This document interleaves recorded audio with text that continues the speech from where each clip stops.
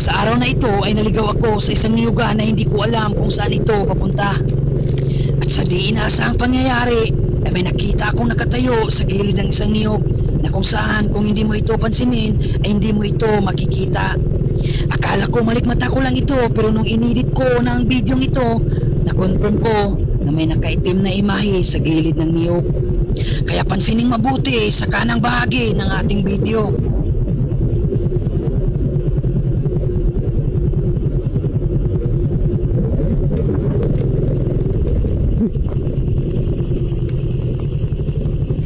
Kaya dali-dali akong huminto para i-confirm yung nakita ko. Akala ko nung una tao lang, kaya tinawag ko ito. Hello?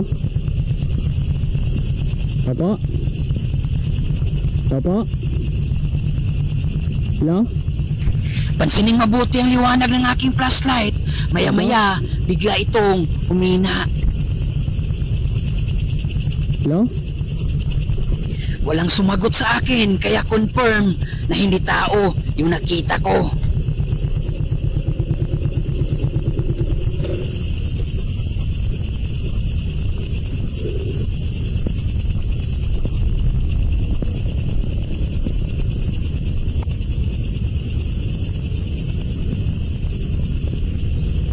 At dito, mapansin nyo, unti-unti nang humina yung dala kong ilaw.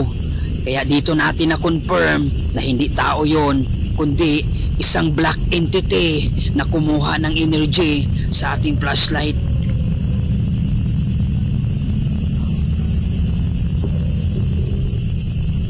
Sa pagkakataong ito, pansin ko na humina ng aking ilaw, pero hindi pa rin ako umalis dahil pakiramdaman ko muna.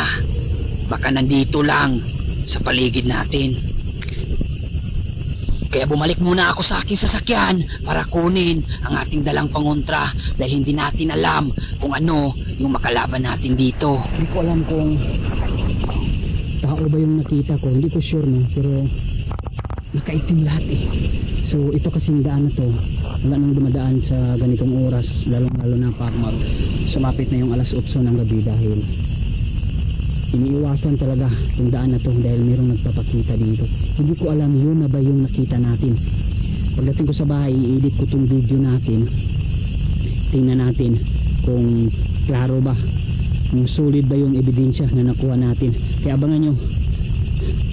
Buti na lang naka-record tayo. Kasi binalikan ko din, wala eh. Pero hindi talaga ako nagmalikmata.